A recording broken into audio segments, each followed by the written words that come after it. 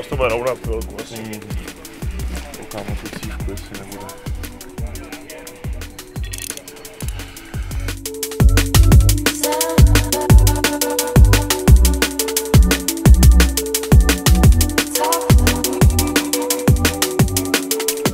Jak daleko jsi to zavážel?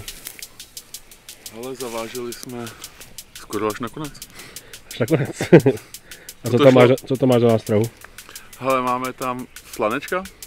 OK. Slanečka, Michal tam dal hned z ostra G2 a ještě nám chybí 2 pruty a jdeme na velký. Super, díky. Jsme na PEGu 238, což je taková pláž v Seafolku. Vypadá to tady, prostředí je tady hezký, ale samozřejmě my nekoukáme tolik na prostředí, ale to, jestli jsou tam tady ryby nebo nejsou. Určitě to byl los, který jsme si nepřáli, ale zase myslím si, že v této oblasti je šance chytit velkou rybu, takže naše taktika ve chvíli, kdy jsme věděli, kam jdem, začala spočívat v tom, že se pokusíme chytat ne jakoby ryby na množství, ale prostě velké ryby. Takže i proto jsem třeba zvolil, já tam mám extrémní jakoby nástrahu, 2 30 mm G2, prostě, že opravdu mám to posazený na toho velkého kapra, nebo toho třeba největšího, co tady v okolí plave. A prostě snažíme se s tím něco udělat nebo přistupovat k tomu tímhle způsobem, protože víme, že tady těch ryb není tolik, aby jsme mohli konkurovat týmům z oblastí, kde je hodně ryb. Jinak, co se týče dna, táhne se tady mělčina asi jako všude podobně do nějakých 200-250 metrů.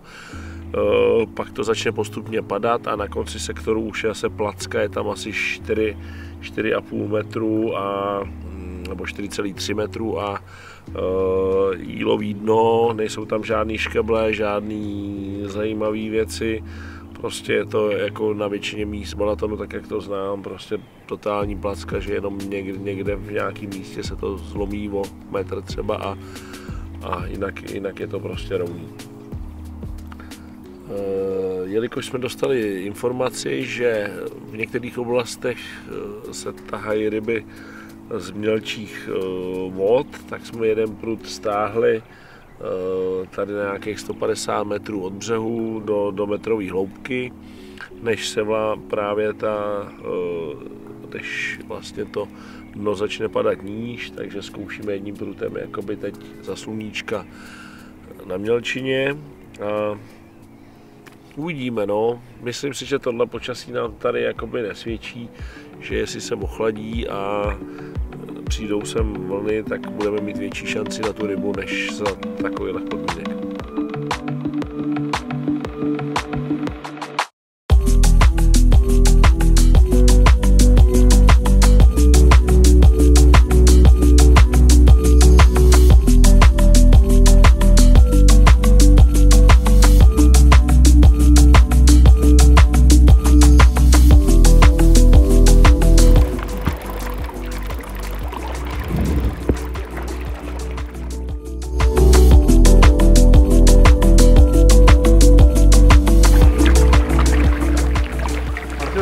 Ale musíme počkat na jeho, ale to asi nejde plav. Nejde plav stále. Ale to je hodně dobré. Super.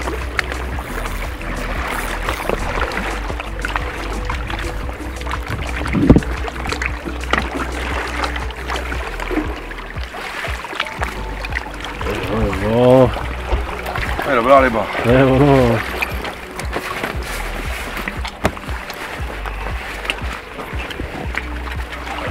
Krásně, děkuji.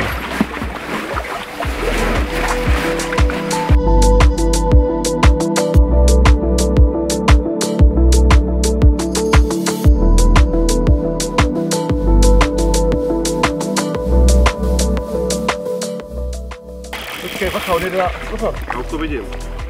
Jede. Ale tady je beklí, jenom ho zvedni a přichání. Jo.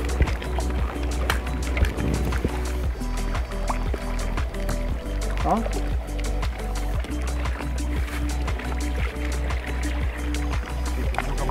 Já nevím.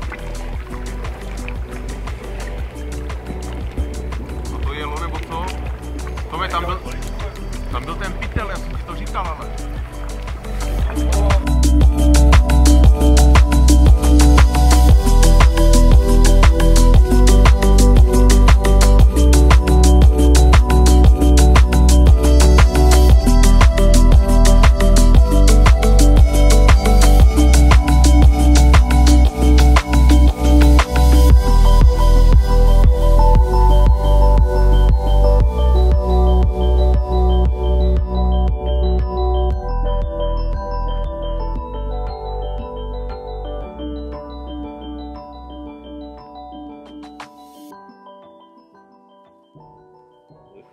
Tak ahoj, zdravím vás, Big Bites Carp Finders z Pegu 211.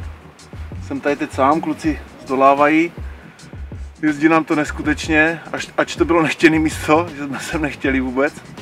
Tak vlastně hned od první noci nám to začalo jezdit. Včera jsme se vlastně půl den nezastavili, celou noc to jezdilo. Teďka poslední 2 hodiny máme, myslím, 7 rybu. Takže úplně fantazie, užíváme si to naplno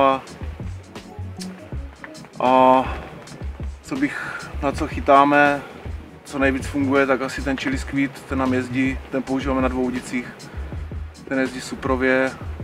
Teď jsme začali používat Gčko, G2, to nám udělalo teďka 4 záběry během půl hodiny, takže úplně spokojenost a snad to takhle půjde dál.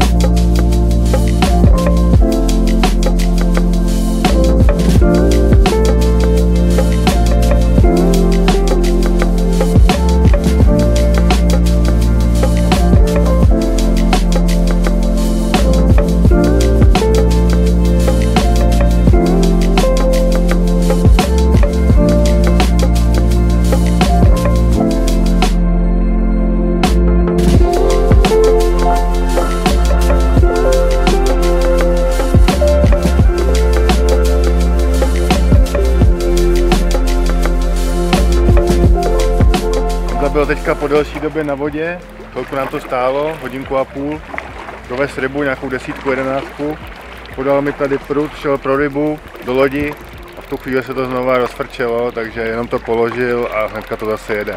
Yes! Fakt tam je? Jo.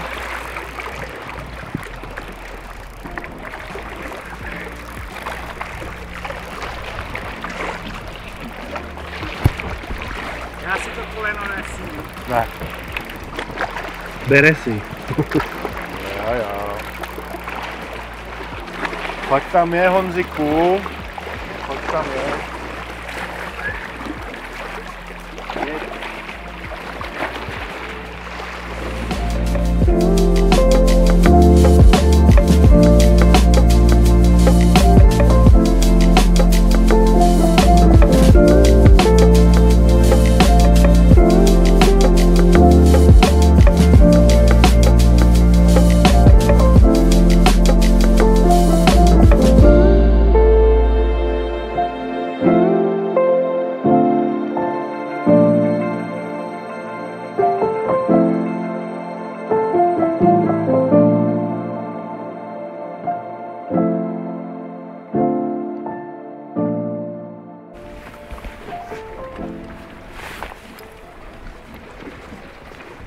Jdeš z vody s ním, jo?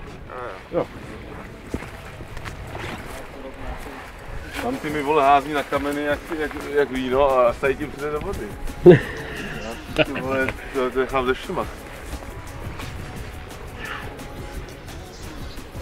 Dobrá práce.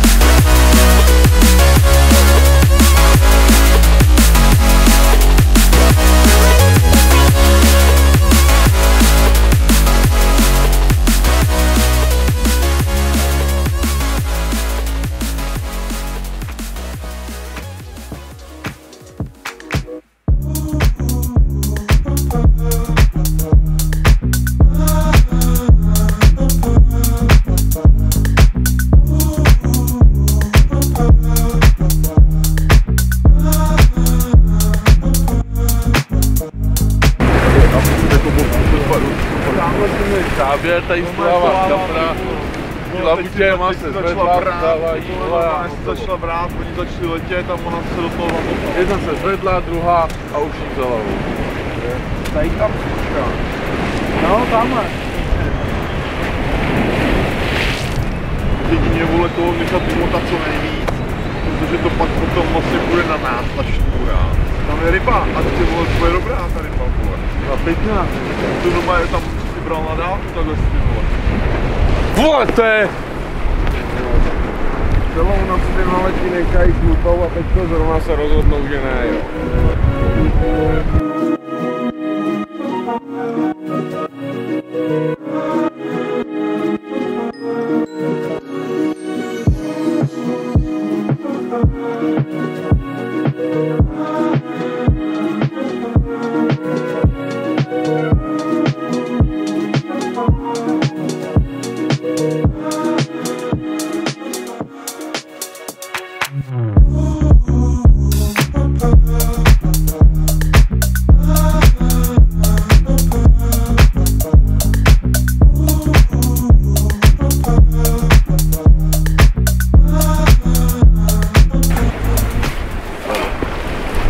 Jo!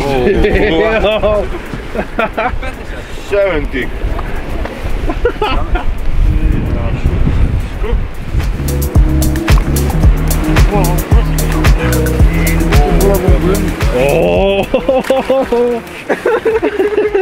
Kolik má tak? Hodně. Má víc, ne? Asi klidně jich 20 by mohl. Máme docela. Já jenom ho takhle schválně.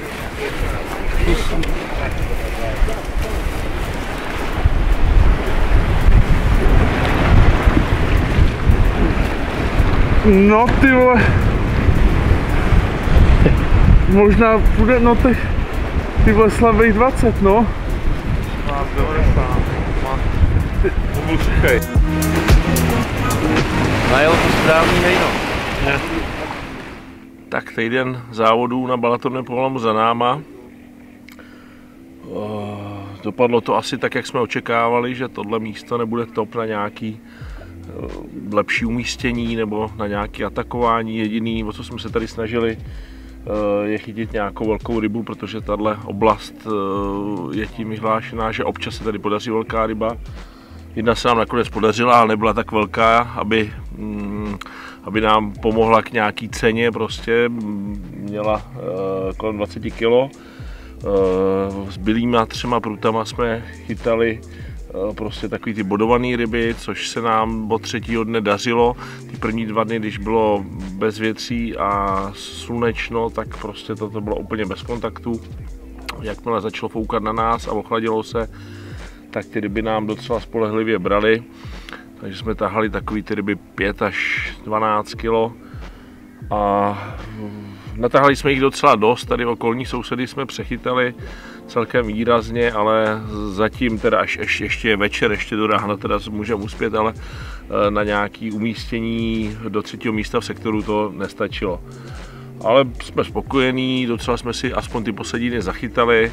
Já jsem prostě si přece vzal chytit jednu velkou rybu, doufal jsem ještě větší než tu 20 kilovou, ale aspoň že ta se povedla. Pěkně jsem se s ní zabojoval ze břehu, když byl zákaz jít na vodu, takže jsem si to užil a myslím, že jsme si to užili všichni, i když samozřejmě před losováním jsme čekali víc, ale prostě museli jsme se s tím místem, který jsme losovali, poprat a myslím, že jsme se s tím poprali statečně a věřím, že příští rok to bude ještě lepší, že vylosujeme třeba líp a uděláme lepší ještě výsledek. Čau.